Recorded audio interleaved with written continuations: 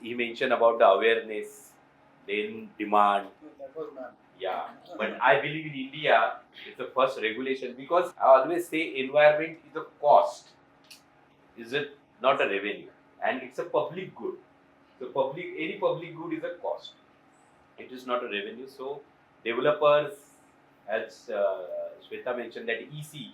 So EC is when in 2000 EC was mandated. Thereafter, all the STPs, renewable energy, and other stuff, they came into practice because of the EC, because of the mandates. So I think the policymakers' mandate is important, but at the same time, constructing a green building or a LCA driven building and non-LCA driven building or a normal building, there is a cost. It's a costlier affair to construct a green building for public good. So who should bear the cost? This is the $1,000,000 question. Of course, the developer gets the reputational benefit, but reputational benefit is again, for the small developer, the reputational benefit is not that important as it could be in a listed company for their investor.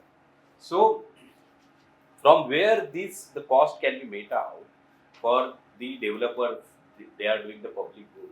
I think that the government or the policymaker should come up with some cost, some financial incentives, like every developer requires the working capital. So he should be given a working capital in order to build a green building or a LCA driven building at a concessional interest rate.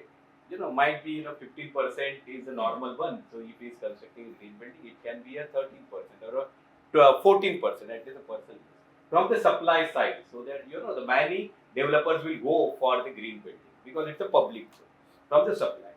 From the demand side, if suppose if I want to buy a house and I am eligible for a housing loan for 20 years or 30 years as per my age, then I should, if I am buying a house in a green building, then I should be given incentives that interest subsidy in the way of interest subsidy. Suppose if somebody the ICICI bank is charging, let's say how much is it, 8% or 9%, but if I am buying a flat in a green building, then I should be given interest subsidy by 0.5% or a 1%.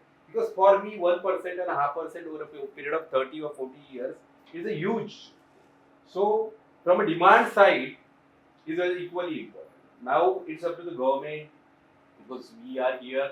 We can write to the policymakers in a way one feel appropriate, that at least not from a supply side, but it make from a demand side, then it makes a more sense. But the cost has to be internalized, because these all the green building or the LCA driven building, they are doing the positive externalities.